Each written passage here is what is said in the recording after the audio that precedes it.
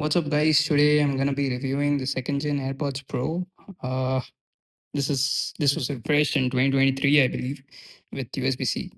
And I'm gonna be giving you my thoughts coming to it from the AirPods Pro Gen 1. So this is the original AirPods Pro from 2020, the first AirPods Pro with the wireless charging. I don't remember if they had one without wireless charging, but there was subsequently a version of this wherein it had MagSafe compatibility. This version does not. So yeah, just telling you what I'm coming from. And so when I got this AirPods, I got it with this leather case. It has a felt lining inside. A great case. It's patinaed very nicely. The thing is, this has absorbed the colors of the case somehow, and it's gotten scratched up quite a bit. I don't know how that has happened, but yeah, that is what has happened. Now, coming to the reason I bought these were nowhere in my radar originally, because audio equipment is not something that goes obsolete in a year or two. It's something you should retain for a long time. But the thing is, using this every day, the left one has started making some kind of crackling noise recently whenever there is any kind of movement, and that is getting on my nerves a bit. And these are dying out at around 40% battery, both of the buds. So I thought it was getting a bit annoying using them day in day out. The battery not so much, it's the crackling issue. And the mics have also started to suck on these for whatever reason. I don't know why. So I thought, there was a lot of discounts and stuff going on recently. So I thought I'll just pick this up. Let's see what I think about them. And I did. I bought this Bellroy leather jacket, something like that. This case was called. Unlike this has a sticky tape kind of thing on top. So once you put the thing on, it's very hard to take it off. And if you do, it loses the adhesive, and it's a big issue. So I've had the AirPods original Gen 1, Gen 2. All of them have, gone conked off after a while due to me not babying them. They've fallen and they just fly out and all. That was one of the reasons I got this case originally. So there was no scope for anything to fly out because this locks in. And so I've gotten this. I'm not sure how well this will protect it. It's a plastic case with a leather cover on top. Very nicely made, I'd say. I think this will patina nicely. It's a tan colored Bellroy case, comes with a lanyard. This is one of the physical differences coming from the Gen 1. It has lanyard holes here. The Gen 1s, as you would see, doesn't have anything like that. It has the speakers here, which have been very nice.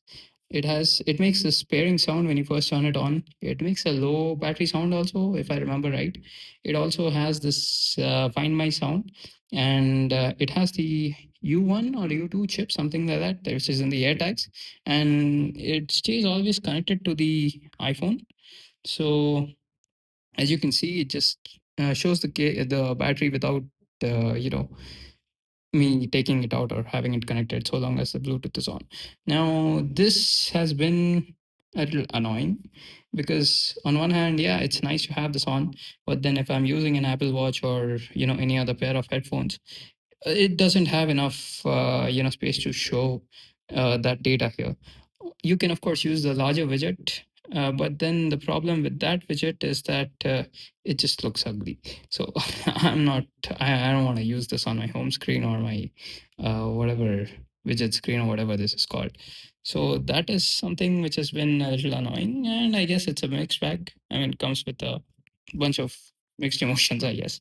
Other than that, physically, these are almost the same. I don't think a non-tech person is going to be able to pick these apart side by side. Being 4 years old, these have held up very well. ANC is all right for a pair of earbuds. Now, coming to that, the ANC on these, the second gens, is fantastic. When there are continuous low pitch sounds such as AC, the going in the metro, train sounds, plane sounds, things like that, this cuts them out completely. And I am a really big fan of it. Physical differences. Okay, coming to the sound itself, I'd say they sound more or less the same. That might be due to because I maybe due to the custom audio thing setup that I have in the accessibility settings. I think it's called custom audio setup. Let me just take a look. So yeah, it's under accessibilities. It's called,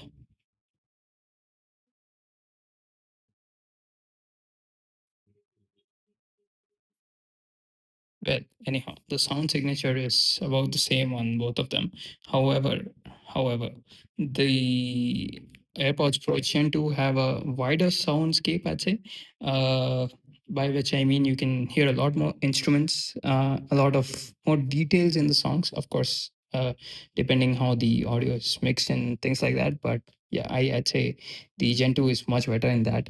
The bass is also deeper, and physically, coming to the physical differences, this thing has a, you know, let's see, this thing has the woofer, subwoofer, whatever this is, in on the side. So this has been, replaced by this on the top. Now the problem with this that I've had is the mesh here is exposed. So when you're riding, say, behind a bike, of course, you should never use a pair of ANC earphones or headphones when you're riding a bike on the road, or a car for that matter. But say you're sitting behind a bike, which I do a lot, and commute to work. So these are exposed, and the wind noise is absolutely irritating on this. In this particular regard, the Gen 1s have the woofer here. They don't have an issue with this. So yeah, I'd say that is the only place where the Gen 1s beat the Gen 2s. This has also been relocated from the Gen 1s. What else about the settings? So the Gen 2s have this setting called adaptive transparency mode. So what this does is it takes the transparency mode and reduces loud audio from nearby.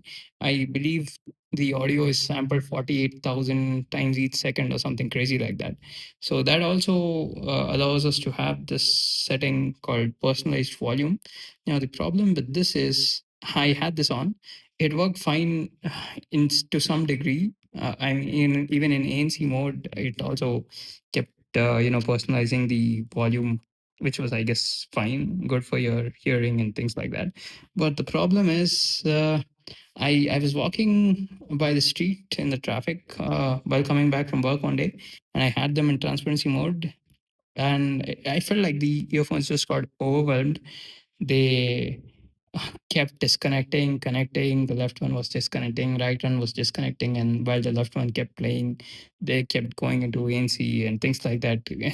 There was a lot of disconnections and connections happening. That was a pain, and I absolutely, that kind of ruined the whole experience for me. So I absolutely recommend you turn that thing off. That is absolutely useless. So other than that, it's been a great experience for me. The battery life is much better. It has I think about 6 hours battery life on one charge on each earphones, and 30 hours on this. Well, it was 20 hours on this and 4.5 hours originally. So is it worth upgrading from the Gen 1s to the Gen 2s? Now, if your Gen 1s are working fine and you're happy with them, I'd say honestly not, despite it being a good enough upgrade. But if you're having battery life issues and that crackling issues and things like that, or you care about ANC a lot, yes, it is absolutely worth the upgrade. The ANC is noticeable night and day, and you will be very happy with your purchase regardless. Uh, Other than that, anything else? Yeah, I don't really think there is much of a difference in the earphones otherwise. So that's about it. Hope this video was helpful in making a purchase decision or giving some insights. Oh yeah, another thing about this Bellroy case. So this has MagSafe compatibility with the Apple Watch charger, which is of course great. But the problem with this case is it doesn't stick to the MagSafe once you put the case on.